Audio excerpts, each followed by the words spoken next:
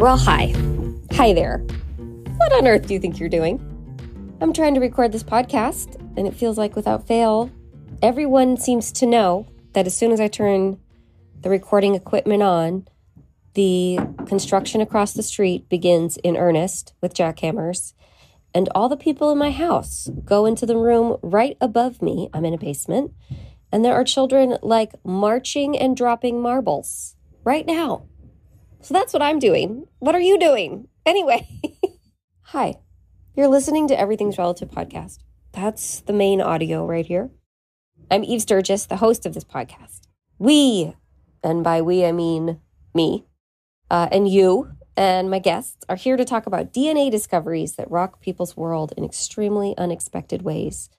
Like they find out they were adopted, or donor conceived, or at least one parent isn't their biological parent. It's happening all of the time. Trust me. And one of the resources that people like me who have a surprise like this have really grown to rely on is, of course, the people who have been walking this identity journey before us. And I am talking about adoptees. We are learning so much from the adoptee community and finding all sorts of similarities and overlaps in these experiences. It's one of the reasons why High Earth Hope and Healing, their retreats and support groups, includes adoptees. It's why Untangling Our Roots Summit was a gathering of organizations like Right to Know and National Association of Adoptees and Parents. And it's why I invite adoptees to come on my podcast. Rebecca Berg is an adoptee right here in Los Angeles. It was such a pleasure to have her on and fascinating to talk with her about not only her own journey, but also how it affects her work as a dietitian working in the eating disorder world. Possibly my favorite part. I don't want to say there's a favorite part, but I really love the way she describes the feeling like she was watching or reading a movie when she was exploring her own history and hearing about things and reading documents. I, for one, really relate to that feeling of observation and separation from experiences, my own life experiences. Anyway, I'll let you hear her talk about it in her own words. Enjoy me and Rebecca. I think she would say if you're hungry to get a snack while you're listening to this. This is Everything's Relative podcast. I'm Eve Sturgis. Okay, so every time I point to you, you say something cool, okay? Hey, Dallas, do you want to make a podcast? Yeah, sure. Spotify's got a platform that lets you make one super easily, then distribute it everywhere and even earn money. Wow, that's awesome.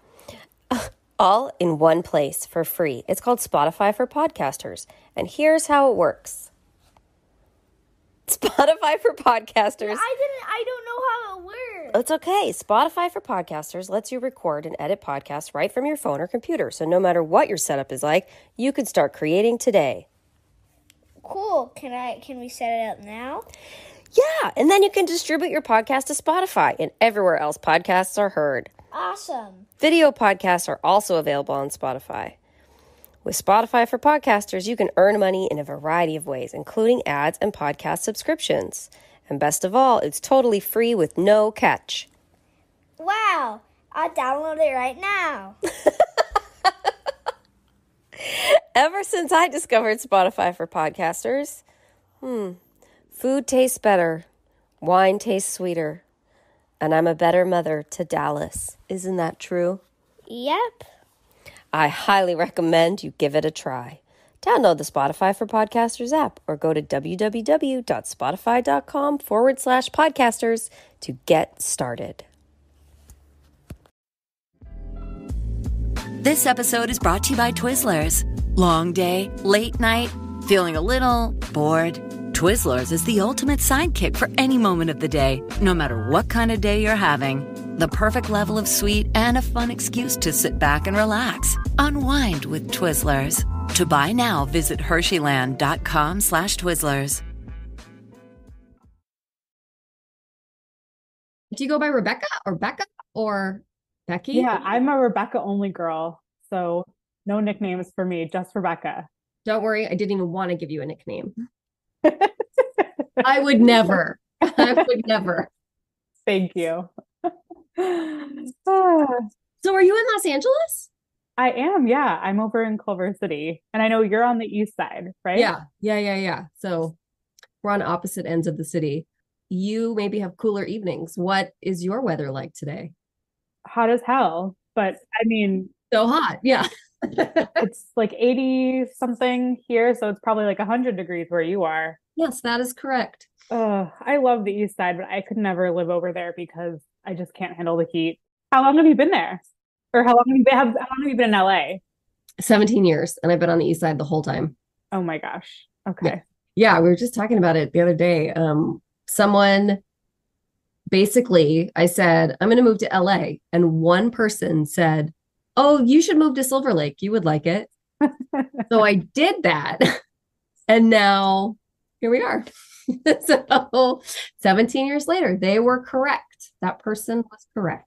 It was meant to be. I mean, Silver Lake's dreamy, so I get it. It's dreamy. Yeah. We're even further east now, but my original roots are in Silver Lake.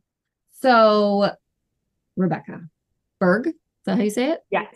So, this is fun and interesting because you're a part of the many people who contacted me kind of quickly when I said, like, I only have a few spots, but you've been around. We've communicated a little bit like in the socials. Yeah. And your handle is interesting because it's No Strings Nutrition. Mm-hmm. And I'm so used to communicating with people whose like DNA discovery or association is in their handle. So, like. Oh, so I was more of a mystery. Yeah, I was like, what? No Strings Nutrition? Like, how could somebody about nutrition also have had a DNA surprise or be adopted? So I was excited when you reached out to ask if you could be a part of it, because I would love to know how you are like weaving these worlds together and if it's related at all. Yeah. It seems like it is when I go through your profile and have checked things out before. So you tell me what brings you to, I want to say our world, but that makes it sound like we have a community and you're new, and that's not what I mean at all. I also like the other way to put it is, how do you fit in? I get where you're going with that. I get the vibe. So I think it really was like two parts of my identity colliding. So I've been a dietitian since 2018, 2019, and I've been in LA for 5 years now. And I am in the eating disorder field. So I was helping folks to repair their relationship with food. And while I was starting out there, I was on a parallel journey myself in therapy, kind of trying to rediscover who I was, because I felt like just a walking dietitian is how I put it. Like, I'm like, my whole world is being an eating disorder dietitian. All I'm doing is thinking about eating disorders and helping people and caring for people. Like, I feel like something's off. So when I started going to therapy and I was exploring like different parts of my identity in my childhood, at first, the fact that I was adopted, I was like, no, that doesn't have anything to do with anything.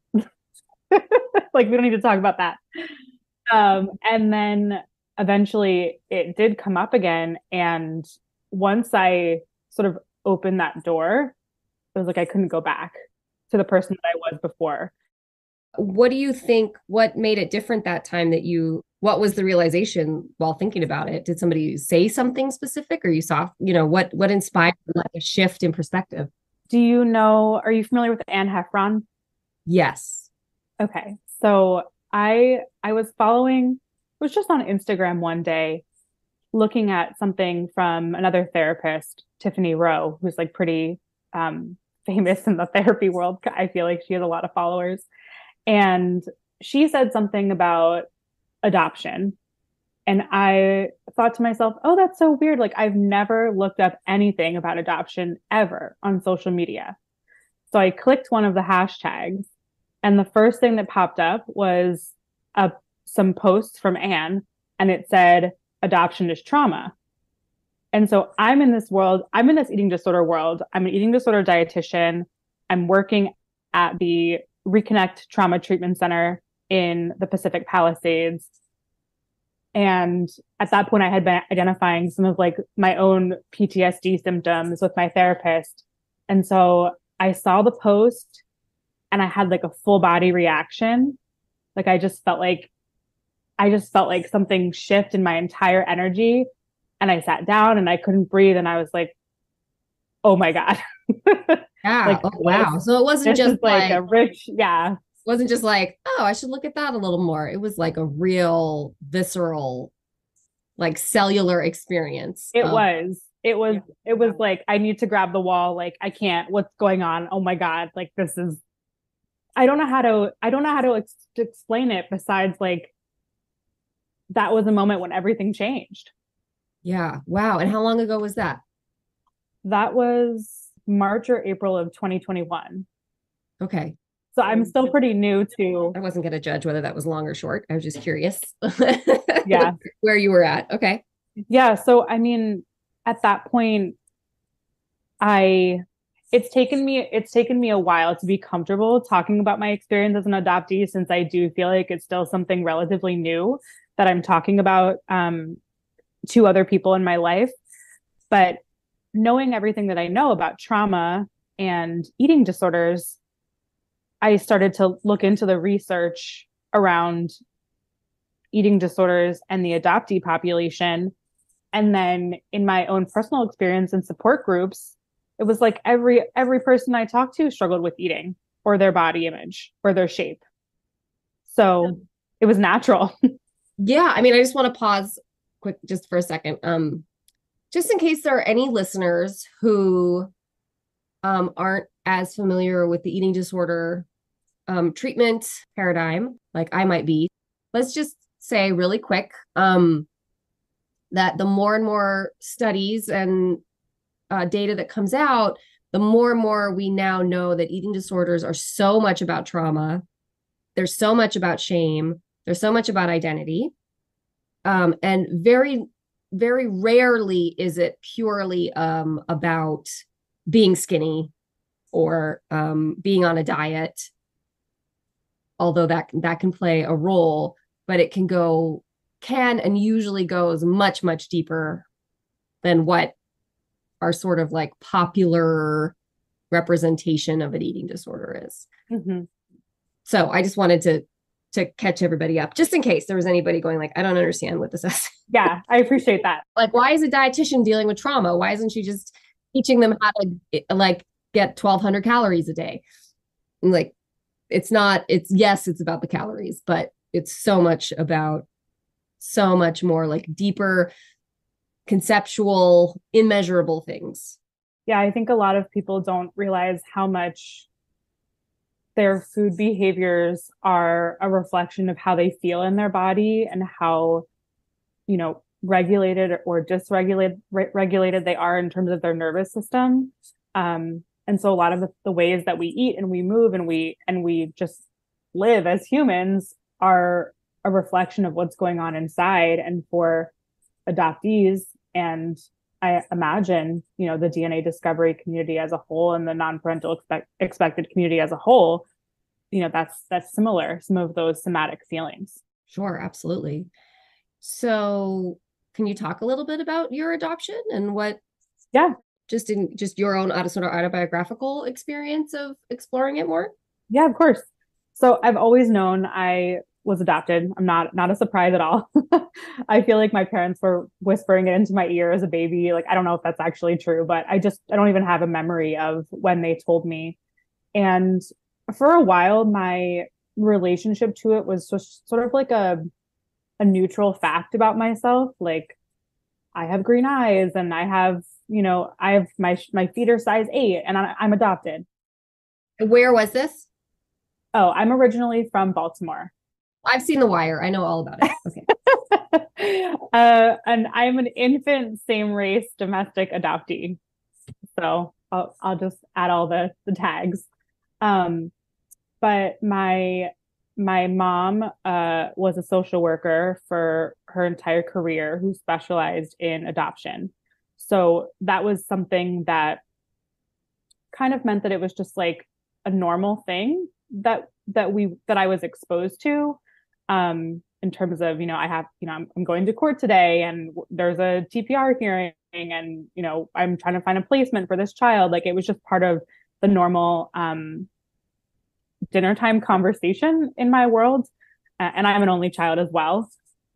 But it was never something that I related back to myself and never really talked about with anyone. I definitely have some journals and some diary entries from when I was a teenager around like, I feel different. I feel lonely. Why do I feel this way?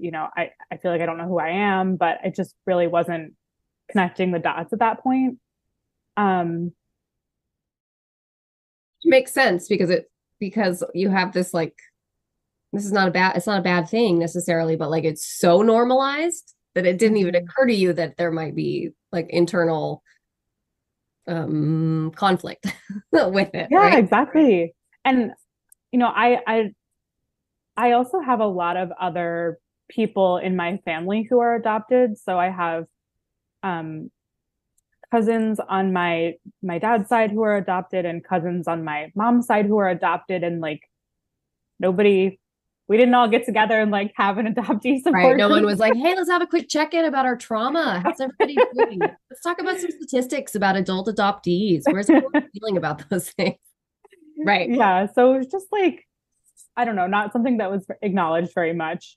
And I feel like, I don't know the actual frequency, but my mom would come in what felt like every 6 months and be like, hey, do you want to talk about being adopted? Like, do you think about your birth mom? Like, how are you feeling? And I'd be like, whoa. I feel extremely awkward and I don't want to talk about this with you. So basically, she would check in and I would be like, no, like, no thoughts. Don't want to talk about it. Good. So funny. I mean, I guess maybe there's probably people listening to this and they're like, that is not funny. But it's sort of like adorable and like so perhaps like so well intentioned. I'm imagining she had such good intention. She's like, I'm a social worker. I know about this stuff. We're going to talk about it. I am going to communicate with my daughter about this. Yes. We're like, all right, weirdo. back. Like, why are you so awkward? I love my mom. And I, knowing that she is a social worker, obviously, I know her intentions were pure and that she loves me. It's just that was very going from like never mentioning it ever to then coming into my room and being like, let's have a chat about it. I was like, no, that's, my body could not handle that. Too abrupt. Absolutely. And she had some documents to share with me, a letter that my birth mom had written me, and then my birth history. And she kept, once I turned 18, she was like, do you want this letter? Do you want this letter? And I just kept being like, no, I don't want it. Like, I was just like, no, not ready for that. Like I was waiting to feel ready. And that never happened until eventually, I think I was 26 or 27 when my mom was like, here, you must have these documents.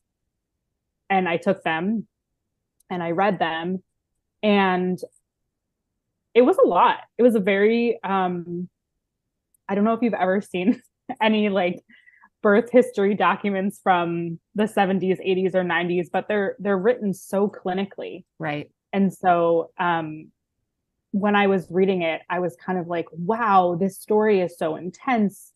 Like, this is like a movie. And I would show it to people and give it to people and like, read this. Can you believe this is about me? But like, I was so disconnected from it. Right. That's interesting to describe it as reading it like a movie because it keeps you a degree away from it. Right. Yeah. And so when you say birth documents, it wasn't just like a birth certificate or a birth history. So it was a report of, tell me more about what that is. What were people reading when you were handing people things? What were they reading? What was like a movie? It was like, birth mother is 5 feet 7 inches tall with green eyes and light brown hair and is of Irish descent. Birth father is believed to be, this many inches tall with this color hair.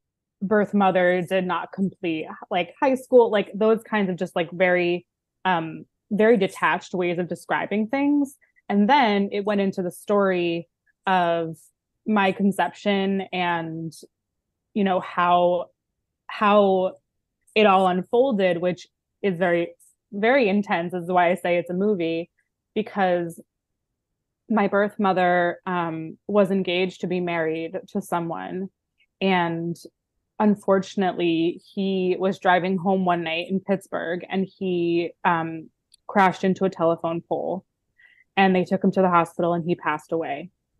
And so that was incredibly traumatic and distressing for my bio mom. And she was only 20 at that time.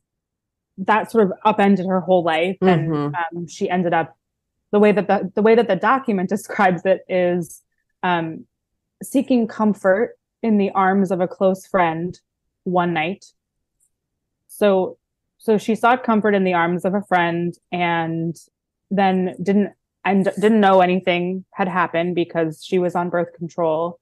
And then in the summer, she was gaining weight and went to the doctor, found out she was pregnant.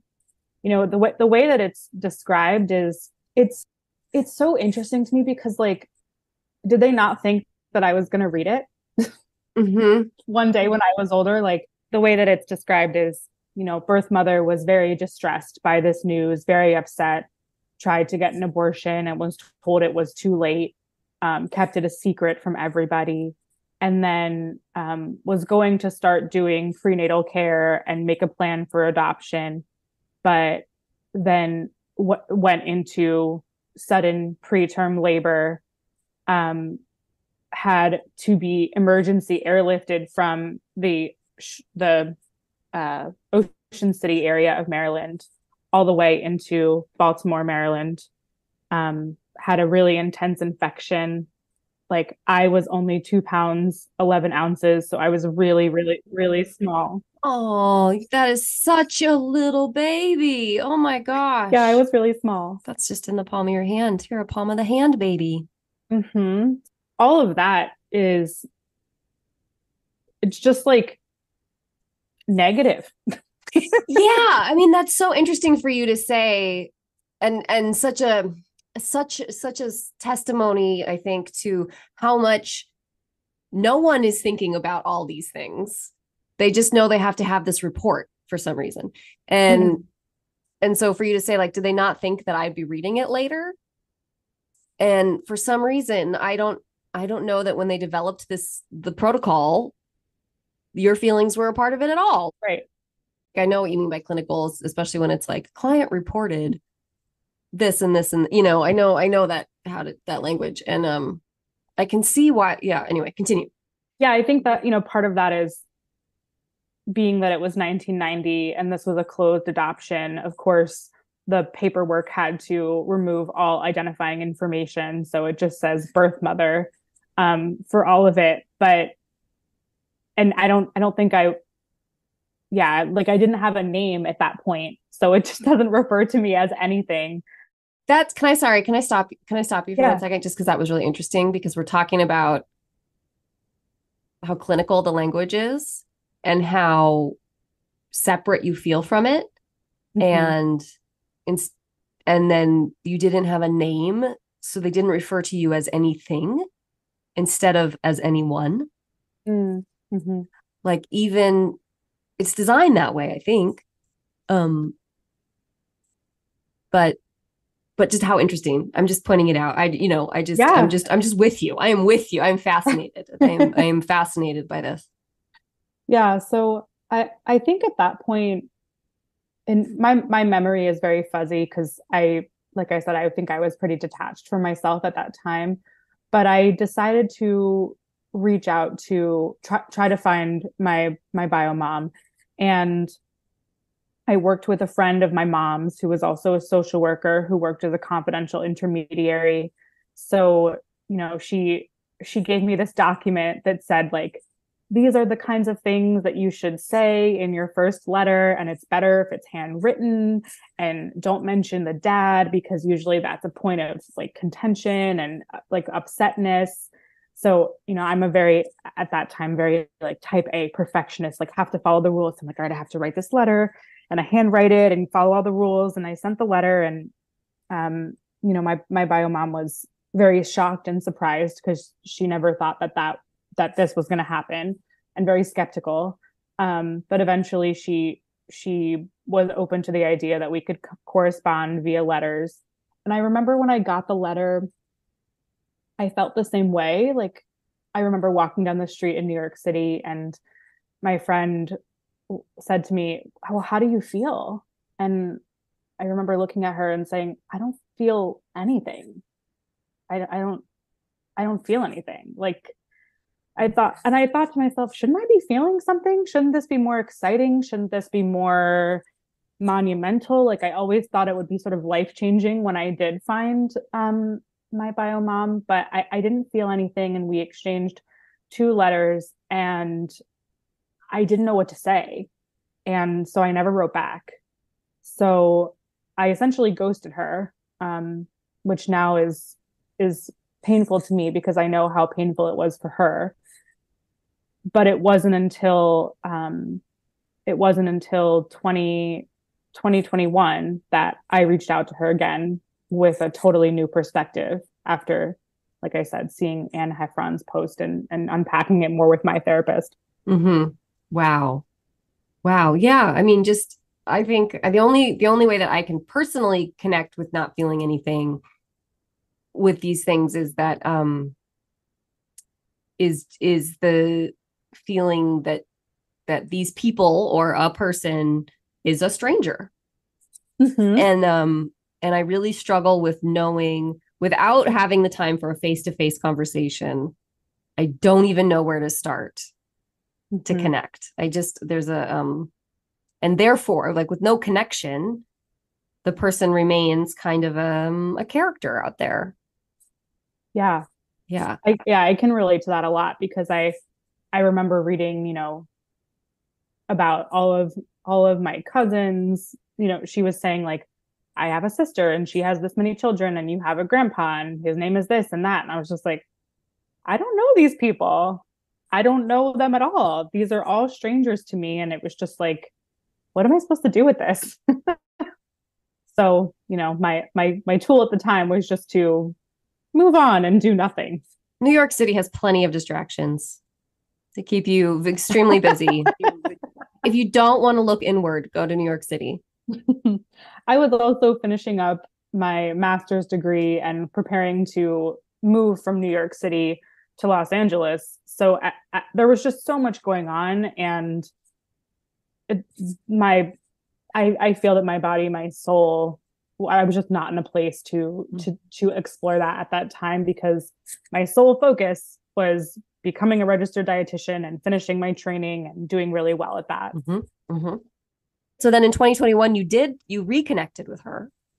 I did. So in the last letter that she had sent me, she had given me her home address and her email and said that she felt comfortable not corresponding through the confidential intermediary. So I sent her a really long email. It was the day after Mother's Day. On Mother's Day, what I had done was, my partner was away, so I had planned to do a long hike near the coast and, take some snacks and her letter with me. And this was a letter that she wrote to me when I was born. And I took her letter and I took a picture of her, and I hiked up to the top of this mountain, and I just felt what I needed to feel about the fact that the person that she was writing to in the letter was me. And I was I finally felt it all in my body. And then, yeah, it was almost sort of impulsively, like, I need to write to her, and I don't know what's going to happen. I don't know if she's going to respond, but she did respond right away, saying that she was really happy to hear from me. And we started corresponding via email almost every day for a while, which then turned into exchanging text messages and pictures and, our first phone call. And a year later we met in person. And so it's still very early. Yeah, that was like a year ago. So that would have been a year ago that you met her in person. Yes. Yeah. Yes. Yeah. So you're still in this like early developmental phase of developing a relationship with this woman. Very much so. Yeah, it is. And it, like you said, it's like, it's almost like dating. Like you have to, you don't know how the other person is going to respond, and you're cautious and you're excited and you're careful. And sometimes it's too much and sometimes it's not enough. And it's just all the feelings. That's such a good description. It is like dating. In that, yeah, or in what other context are we thrust together with strangers like as adults? Mm-hmm. And it's like, okay, Yeah. here's these expectations, you guys figure out how to reach them. Right. And that's hard. There was no manual for any of this. And so, that's why I really sought support, and I tried to find more resources on Instagram and through podcasts and Facebook groups and support groups.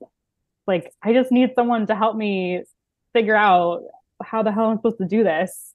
Wow, that must be so interesting for you to be going through this like personal experience of your own, sort of like bringing us back to what you said in the beginning. Like you're going through your own identity development exploration journey with yourself and your family, and reconciling ideas about adoption with the facts of adoption, all these things, while in your day job, spending all this time with women with all sorts of trauma, Mm-hmm. who have been, their coping skills have been different. And then also noticing this like high rate of adoptees. The work was and is both deeply healing and distracting.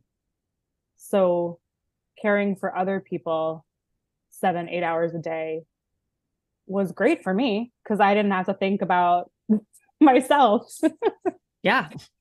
Yeah, I hear you.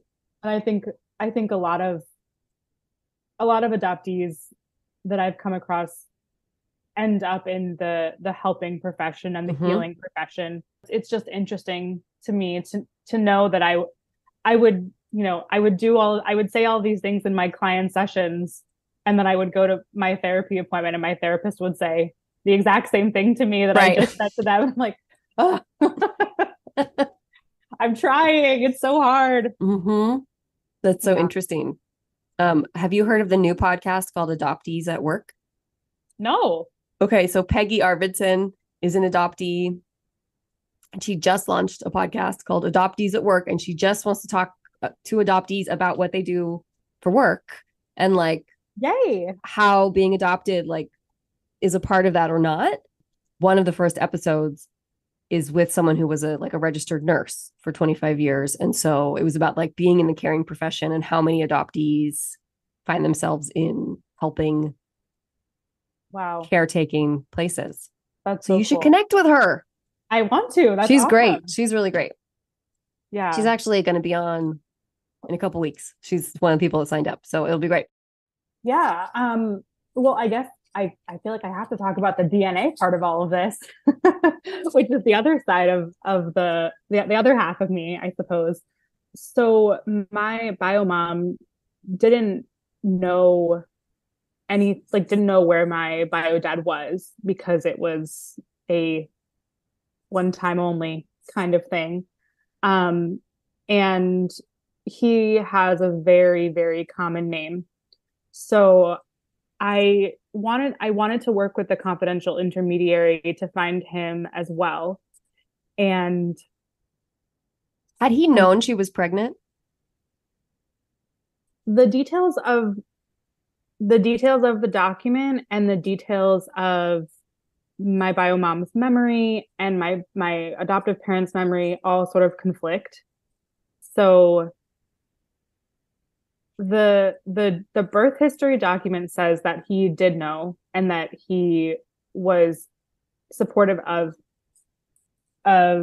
her plan to give me up for adoption. And then in her letter, she wrote something similar, like he's immature, he's not ready to be a father. He agreed. The part that gets a little bit confusing is that my parents said they have documents from a lawyer that said it took them like almost a year to track him down to get him to finally sign the paperwork. And then in those documents as well, it was shared that his parents, my grandparents, didn't know that any of that was, my bio grandparents didn't know that any of that was going on, and were very upset that I was put up for adoption, because both of my biological parents were raised in Catholic families, and I was raised Jewish, so that's a whole other layer of stuff. But basically, I don't really know about how those things actually unfolded, and I don't think I'm ever going to get like the full picture. But the confidential intermediary took the information that we had and told me that she had found my biological father and that he had died. So because I didn't really have anything, I had no reason to believe that that wasn't true. So I believed it to be true, and was devastated. Like as soon as she called me, I was really surprised by my own reaction. I just started like wailing, crying like I had never cried before, knowing that I wasn't going to be able to connect with this person. And me and my partner, now husband, we read articles about him. We watched a tribute to his life on YouTube. But all the while we were a little confused because I just felt like I just don't look like him at all. And I don't think that I look like my bio mom that much either. So to look like neither of them, we were both like, this just feels like there's something weird here. So that's called intuition. Yes.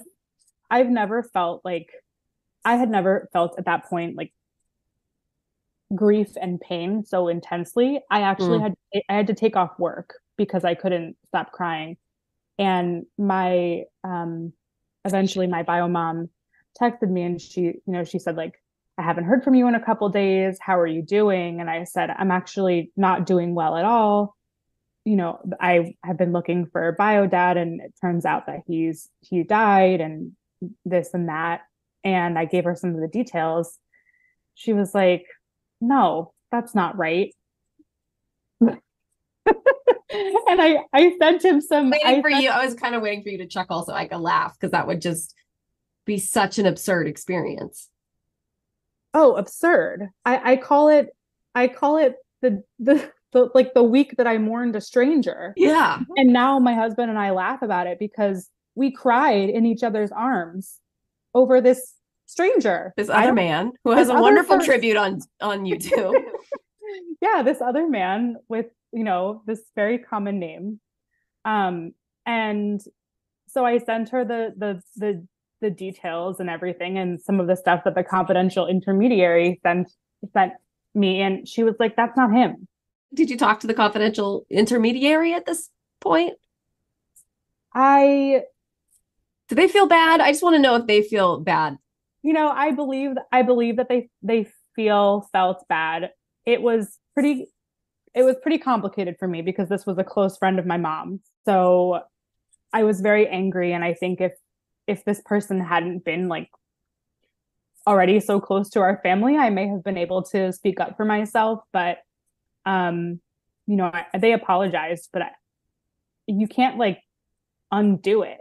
It's hard for me to imagine giving somebody that life-changing news if I wasn't 100% certain that it was the truth, if I hadn't exhausted every avenue. So yeah, I was pretty upset. And at that point, that's when I said, okay, I think we need to turn to DNA, because I don't think that this is I think I need to see if there's, something else out there. So thank you for your help. I'll take it from here. Yeah, basically, I was like, you know what? I think I can hear what she is explaining to me, what she's doing. And I feel like I can do that too, like internet research and Facebook and all of that stuff. So I got my DNA tested through Ancestry and Ancestry.com and 23andMe. I did the ancestry test first. And basically, when I wasn't at work, I was like hand drawing family trees, trying to put together the pieces and like stalking people on Facebook. And my mom also, she was like, "Oh, do you know I have these other documents from the lawyers in the safe deposit box at home?" And I was like, "Well, that would have been good to know." So she was at home. She still lives in Baltimore. So she was in Baltimore holding up the documents to the light, trying to see the redacted information through the whiteout. And I was like writing down the letters and stuff and the addresses. And so to make a long story short, basically combination of the DNA and the redacted information on these lawyer documents got me to some addresses and some people. And I had a pretty good idea of like who my paternal great grandfather was. But once again, this really, really common name. And if you, where both of my biological parents are from in Pittsburgh, like there were just so many people named that. So it was extra difficult. But then when I got my 23andMe results back, there was an uncle. Finally, someone who was closer than like a fourth cousin. Ding, ding, ding, ding. Yeah. Wasn't helpful. And so I connected with the uncle and I sent him a message and he didn't respond. I'm like, oh, how long do I wait before I go to the other avenues of bugging people? So based on the uncle's name, I found all of my uncles on Facebook. And I was like, I don't have anything to lose. I'm going to send all of them a Facebook message. And that's what I did. And less than 24 hours later, my biological dad called me and left me a voicemail while I was in a session. And I saw my phone ringing and I saw that it said Pittsburgh, Pennsylvania. And I was like listening to the person talk and I was like, oh my God, that's my biological dad. I'm certain of it. Wow. Yes. Wow. I just got goosebumps.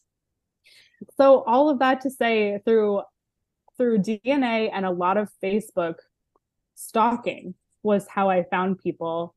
And because I was combing through every person with the name that my bio dad is named, there was a detail in one of the lawyer's documents that said that he had worked at this particular restaurant in the 80s. And I saw a picture of this guy who was wearing the hat. Oh my God. From that restaurant. And I showed it to Greg, who's my husband. And he was like, that's it. That's him. Oh my gosh. You guys are like usual suspects or something. We're suddenly like all the pieces fall together. Yeah. The crazy thing is when I ended up talking to my bio dad, I said, I found it. Like I found this picture of you. So I was pretty sure this account was you. And he was like, oh, I don't go on Facebook. One of my old girlfriends set that up for me like 10 years ago. It's like, she put that picture on your Facebook account? Because if that picture wasn't there, there would have been no way for me to know. Because he's an older man now. So I don't really see myself reflected in his face. But in his face when he was 21, 22, oh, hell yeah. Wow. Well, thanks, ex-girlfriend. But what? That is amazing. Yeah. Yeah. It really was astonishing. And it was a lot of work. The reconnection with my bio dad was how do I put this? More detached, because he was quite detached. And basically said something along the lines of like, I haven't thought about you in 30 years. And so not funny. I mean, I was like, okay. Glad it was out of sight, out of mind for you, sir. Not really sure what to do with that information, but I learned that I have 2 half brothers And also, in another interesting twist, in my story, a half sister, because my bio dad, the woman that he is partnered with, who he had his two sons with, they briefly split up. And during the break, he slept with another woman. That woman became pregnant and had a child. We all know about the breaks. And so it was 13 years into this child's life that she had a astonishing discovery when she was told that, your dad that you live with is not your biological dad. Your dad is actually this other guy. Rebecca's dad. Yep, my dad. So yeah, so I have two half brothers and a half sister. I have not met any of them in person, and haven't really talked to them much. As you touched upon before, it's tough because we're all strangers, and my lineage is like a working class Catholic, intensely Catholic people in Pittsburgh, Pennsylvania.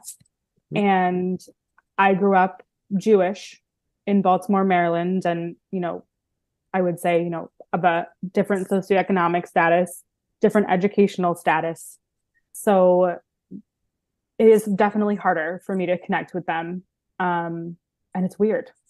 Mm-hmm. Yeah, I relate to that. You're not saying it, but for me, it ends up coming. Yeah, like there's just so many variables of worldviews are so different. Yes. And the way life is and the way life should be, or the way people behave and the way the world works and politics come into that, and religion comes into that. Mm-hmm. It's really hard when you already know all of that, the differences, it's really hard to know how to sit down and find the similarities. That's a good way to put it. Maybe that's just my thing, because I'm like, I haven't even been able to sit down and try and find what the similarities are, really. And part of that is the pandemic, and part of it is everyone is very busy and different lives, and I think they feel the same way. As far as like, how do we, where do we? Totally. And my bio dad specifically, he told me he works in construction and truck driving, I believe. And his schedule is just, and he's on the East Coast, so his schedule is just so different than mine. He like wakes up at 3 or 4 in the morning and goes to bed at like 6 or 7 p.m. Even then, there's not a lot of time that we overlap. Mm-hmm. It's just hard to know where to start. Definitely. Extremely hard. Yeah. Wow. What a story. I don't even know where to go from there. I hope you have a question planned. Yeah. So now you have a like growing and developing relationship with your bio mother. Mm-hmm. And you're working on sort of like healing yourself. Mm-hmm. And a more distant relationship with your bio father, but he's out there, and there's some siblings. Mm-hmm. Oh yeah, and he also has a dog named Trauma. He had a dog named Trauma. He has a dog. He has a pit bull, and he named his pit bull Trauma. I mean, it doesn't really get any better than that. I know. That was like one of the first things that he told me. He sent me a picture of himself on his motorcycle, and he was like, "And here's my pit bull. Her name is Trauma." It's like, oh, okay. Mm-hmm, mm-hmm. I can see what you mean about feeling like you're not quite sure where the connection can land. What do you think has helped you the most since you've begun this adoptee identity unpacking exploration? I would say, well, therapy number one, because I have a really strong relationship with my therapist. And then secondly, writing about it and talking about it with others.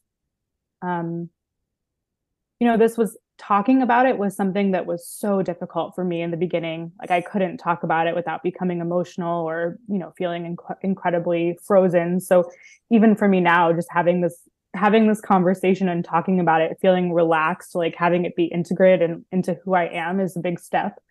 Um, and leaning on the community of people who have already been there and know these feelings, and sharing these feelings, and also feeling like, oh, this isn't weird, this is normal.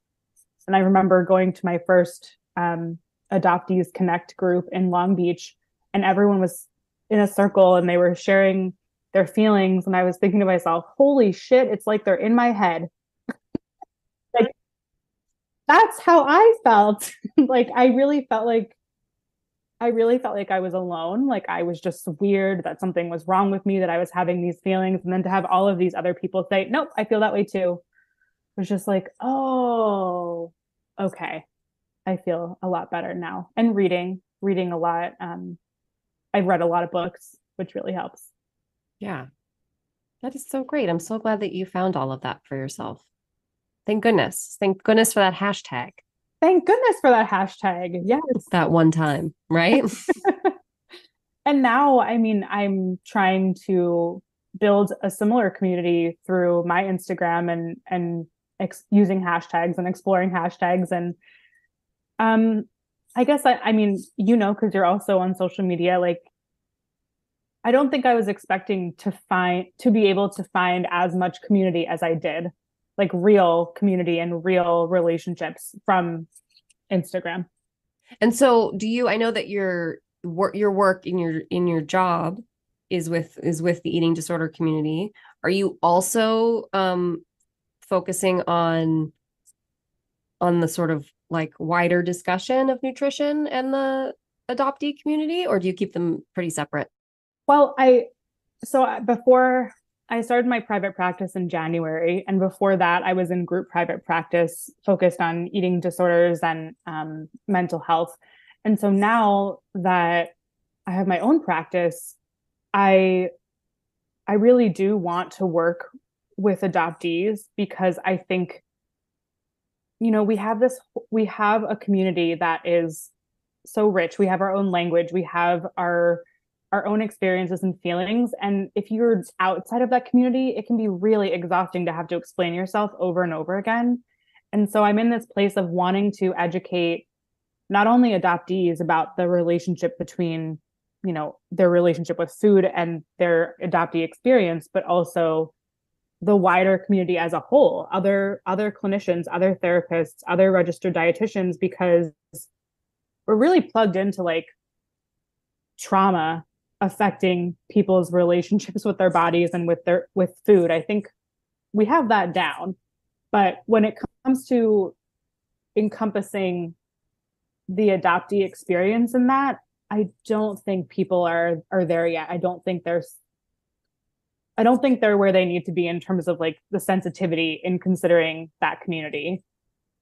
Did that answer your question? Absolutely. That's great. Okay. Yeah. I'm so excited for the community to have you, like for both the dietitian and mental health community, and then also for the adoptee community, that you're finding a way to merge these two, like really that you are finding a way to merge these two closely related trying to issues, I mean, right? I'm excited I'm presenting at the Adoption Knowledge Associates virtual conference in November on this topic. And I think it's really cool to talk about it, because the biggest reaction that I get is, whoa, I've never thought about this before. I've never heard anyone talking about it before, from a clinician's perspective. Mm-hmm. So I just think that's super cool. And I really want people to know that they're not alone in that. That's so amazingly powerful. Yeah. Well, I hope we can connect again, especially because you're in LA. Yeah, I would love to. Yeah, let's keep talking. This was really fun and interesting. Thank you. Thank you for having me. I'm so glad that you jumped on the the interview wait list or whatever. I don't know, the wagon. I don't know what I'm gonna say, but yeah. I like how you were updating us in real time. Like, hey, I need a couple more slots filled, and then you were like, oh my gosh, okay. Yeah. Whoa. Like everyone wants to talk to me. I was not expecting this. Yeah. Yeah. Really, really great. So fun. Like it's gonna be. It makes it Yeah. really exciting way to like finish up the season or whatever is. Yeah. Well, I think it just goes to show how eager we are to share, how eager everyone in this connected community is to share our stories and to have a platform to share it with like a safe person who understands. Oh, yeah. Good. Oh, I'm glad I can like offer that or provide that for people. And um, if you're listening right now and you think you want to talk about it, like reach out, contact me. And if you want to connect more with Rebecca, her Instagram account is At no.strings.nutrition. You can also find me at www.nostringsnutrition.com. great. Cool. Cool. Yeah. Okay, cool. Yeah, maybe send some of your fog over our way. Or that cool marine air. That cool marine air. Send it, push it east. Okay, well, I just have to say that when you said send some of your fog, I thought you were trying to make an adoptee reference. Adoptees Out of the fog. And I was like, I feel like I'm out of the fog. Like I don't have any fog to send. Send your fog out to the universe. No. I meant the cool marine air. Yes. Stay cool and we'll talk soon. Yeah. Awesome. This is great, okay. Rebecca. Thank you so much. Of course. Talk to you soon. Bye. Bye.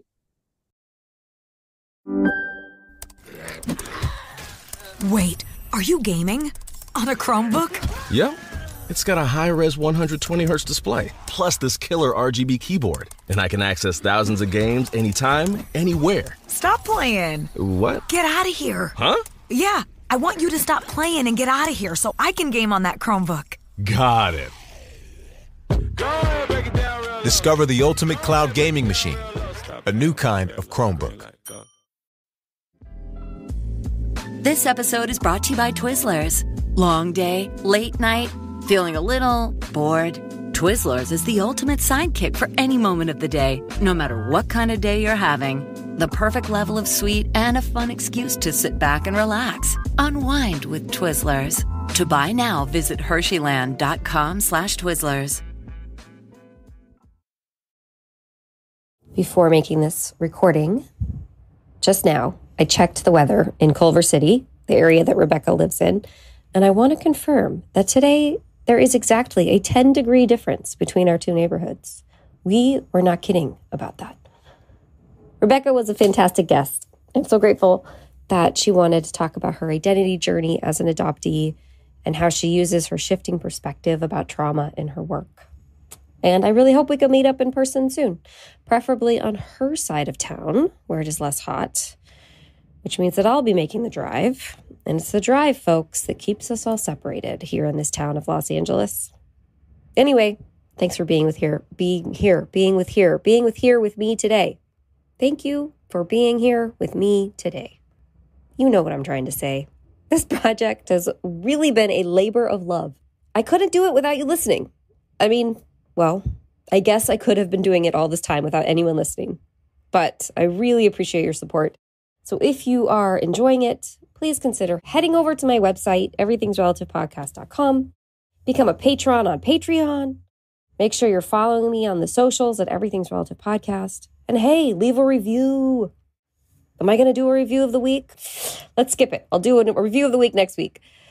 I actually met a woman last weekend when I was at the Reckoning with a Primal Wound screening in Costa Mesa. And she was like, I know, subscribe, share, review. I'm so sorry. I'm so sorry if I'm a broken record. But here I am, doing it anyway. This was episode 96. I think I said that the last episode was episode 96. And everyone, that was wrong. Rebecca is 96. Which means that we are just 4 more away until we have reached 100 episodes. And then what? Well, there's going to be more episodes after 100. It's not the end of the season, but 100 was my ultimate goal. It's when I want to have cake, and I'm making it a very big deal for myself. I'm going to do some giveaways to my listeners and eat cake. Celebrate this achievement that we have all reached together. Really couldn't do it without you. So come back next week, 1 episode closer to cake. And until then, get that back to school shopping done, or back to school preparation done.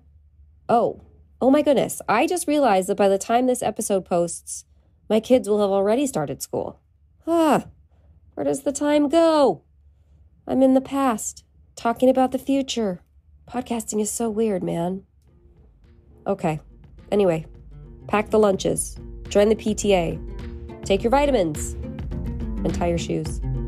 This is Everything's Relative Podcast. I'm Eve Sturgis. Bye-bye. Everything's Relative with Eve Sturgis is produced by Eve Sturgis and Kaylin Egan and edited by Joy Rumel. Logo designed by Ivy McNally, and music is used with permission from Goodbye the Band. Eve is a licensed psychotherapist, but her podcast episodes are not therapy sessions. Oh, you know what? Hold on. I'm glad I've been yelling and talking with a deep voice, but my mic was not plugged in. Oh no, that sucks. It's okay. It's still recording. It just was recording like through the regular computer, I think. Hold on. Hilarious. This is so on brand for me. So on brand. If I'd had my earphones in, I would have remembered. I would have realized.